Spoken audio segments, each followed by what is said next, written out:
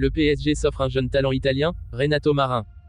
Le Paris Saint-Germain continue sa politique de recrutement des jeunes talents les plus prometteurs du football mondial. Cette fois-ci, c'est le jeune gardien italien Renato Marin, tout juste 18 ans, qui va rejoindre l'effectif parisien cet été. Actuellement en fin de contrat avec l'AS Rome, Marin aurait décidé de ne pas prolonger son aventure en Italie, provoquant une véritable déception du côté romain. Son transfert à Paris est considéré comme un coup stratégique du PSG, même si sa place dans le projet reste incertaine. Le club dispose déjà de 3 gardiens de talent, Gianluigi Donnarumma, Matvei Safonov et Arnaud Tenas. La question qui se pose maintenant est de savoir si Marin sera intégré directement dans la rotation ou s'il partira en prêt pour gagner du temps de jeu avant d'espérer une place dans l'effectif parisien. Le FC Barcelone divisé sur Victor Gyökeres. Les Blaugrana préparent déjà leur mercato estival et l'avenir de l'attaque catalane suscite de nombreux débats en interne. Malgré ses 37 ans cet été, Robert Lewandowski semble bien parti pour prolonger son aventure en Catalogne. Mais la direction sportive du club se demande s'il ne serait pas judicieux d'anticiper son remplacement. Hansi Flick, l'entraîneur barcelonais, milite pour l'arrivée d'un attaquant de premier plan. Dans cette optique, Victor Gyökeres, auteur d'une saison exceptionnelle avec le Sporting Portugal, 34 buts en 34 matchs, est une option sérieusement envisagée. L'avant-centre suédois pourrait être disponible pour environ 65 millions d'euros, une somme jugée accessible grâce aux bonnes relations entre le FC Barcelone et le club lisboète.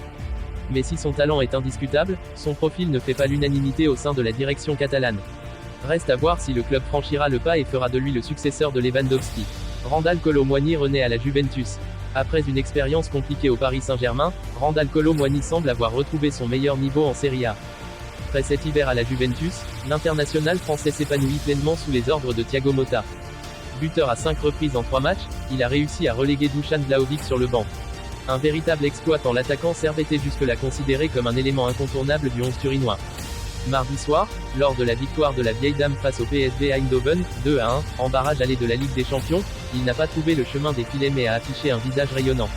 Loin de la pression parisienne, Kolo Muani semble revivre et pourrait bien devenir un élément clé pour la Juventus d'ici la fin de la saison. L'OM perd Valentin Carboni. Du côté de l'Olympique de Marseille, une mauvaise nouvelle est tombée concernant Valentin Carboni. Le milieu offensif argentin, prêt par l'Inter Milan, voit son aventure marseillaise s'arrêter de manière prématurée en raison d'une grave blessure. Victime d'une blessure lors d'un entraînement avec la sélection argentine en novembre, Carboni n'a pas pu retrouver les terrains depuis. Son absence prolongée a poussé l'OM à revoir ses plans, et son prêt pourrait ne pas être prolongé.